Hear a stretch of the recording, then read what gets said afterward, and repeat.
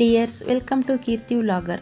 ಇವತ್ತು ನಾನು ಮಾವಿನ ಹಲ್ವಾ ಮಾಡ್ತಿದ್ದೀನಿ. ನೋಡೋಣ ಬನ್ನಿ. ಅದಕ್ಕೋಸ್ಕರ 2 ಮಾವಿನ ಹಣ್ಣು ತಗೊಂಡಿದ್ದೀನಿ, ಸಕ್ಕರೆ 1 ಕಪ್ಪು. ಈ ಸಕ್ಕರೆಯನ್ನು ಪೌಡ್ರ್ ಮಾಡಿ ಇಟ್ಕೊಂಡಿದ್ದೀನಿ 1 ಕಪ್ಪಲ್ಲಿ.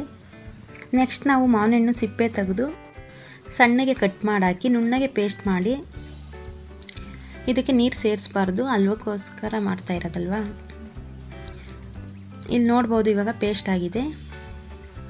ನೆಕ್ಸ್ಟ್ ಇದಕ್ಕೆ ಕಸ್ಟರ್ಡ್ ಪೌಡ್ರ್ ಬೇಕು. ನೆಕ್ಸ್ಟ್ ಒಂದು ಬಾಣಲಿಗೆ 2 ಚಮಚ ತುಪ್ಪ ಹಾಕಿ ಪೇಸ್ಟ್ ಮಾಡಿದಂಥ ಮಾವಿನ ಹಣ್ಣನ್ನ ಪೇಸ್ಟ್ ಹಾಕಿ ಚೆನ್ನಾಗಿ ಮಿಕ್ಸ್ ಮಾಡಬೇಕು, ತುಪ್ಪ ಜೊತೆ ಬೆರೆಯೋ ತನಕ. ನಾನು ಇಲ್ಲಿ ಮಾವಿನ ಹಣ್ಣಿನಿಂದ ಹಲ್ವಾ ಮಾಡಿದ್ದೀನಿ. ನೀವು ಬೇರೆ ಯಾವುದೇ ಹಣ್ಣು ತಗೊಂಡು ಇದೇ ರೀತಿ ಮಾಡಿ ಹಲ್ವಾ ಮಾಡ್ಬೋದು, ಮಕ್ಳಿಗೆ ತುಂಬ ಇಷ್ಟ ಆಗುತ್ತೆ. ಇಲ್ಲಿ ನೋಡ್ಬೋದು, ಸುತ್ತಲೂ ತುಪ್ಪ ಬಿಡ್ತಿದೆ. ನೆಕ್ಸ್ಟ್ ನಾವು ಸಕ್ಕರೆ ಪೌಡ್ರ್ ಹಾಕಬೇಕು. ಸಕ್ಕರೆ ಪೌಡ್ರನ್ನ ಒಂದೇ ಸತಿ ಹಾಕಬಾರ್ದು, ಸ್ವಲ್ಪನೇ ಹಾಕಿ ಮಿಕ್ಸ್ ಮಾಡಬೇಕು. ಒಂದೇ ಸತಿ ಹಾಕಿದ್ರೆ ಗಂಟಾಗೋಗುತ್ತೆ. ಇಲ್ಲಿ ನೋಡ್ಬೋದು, ನಾನು ಸ್ವಲ್ಪನೇ ಹಾಕಿ ಮಿಕ್ಸ್ ಮಾಡ್ತಾಯಿದ್ದೀನಿ.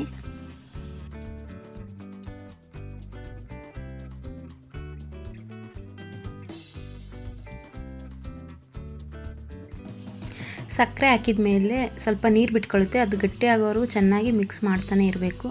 ನೆಕ್ಸ್ಟ್ ನಾವು ಇದು ಕಸ್ಟರ್ಡ್ ಪೌಡ್ರನ್ನ 1 ಚಮಚ ತಗೊಂಡು ಅದಕ್ಕೆ ಸ್ವಲ್ಪ ನೀರು ಹಾಕಿ ಗಂಟಿಲ್ದಂಗೆ ಪೇಸ್ಟ್ ಮಾಡಿ ಮ್ಯಾಂಗೋ ಹಲ್ವಕ್ಕೆ ಸೇರಿಸಿ ಚೆನ್ನಾಗಿ ಮಿಕ್ಸ್ ಮಾಡಿ. ಇದರಿಂದ ಹಲ್ವಾ ತುಂಬ ಸಾಫ್ಟಾಗಿ ಮತ್ತು ಟೇಸ್ಟಿಯಾಗಿರುತ್ತೆ. ನೆಕ್ಸ್ಟ್ ಫ್ಲೇವರ್ಗೋಸ್ಕರ ಏಲಕ್ಕಿ ಪೌಡ್ರ್ ಹಾಕಿ ಮಿಕ್ಸ್ ಮಾಡಿ ರುಚಿಯಾದ ಮಾವಿನ ಹಲ್ವಾ ರೆಡಿಯಾಗಿದೆ.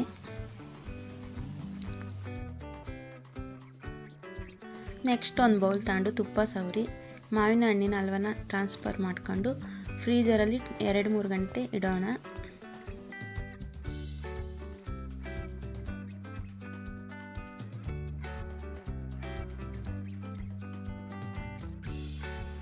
ಕೂಲ್ ಆದಮೇಲೆ ಒಂದು ಪ್ಲೇಟ್ ತಗೊಂಡು ಪ್ಲೇಟ್ಗೆ ಟ್ರಾನ್ಸ್ಫರ್ ಮಾಡಿ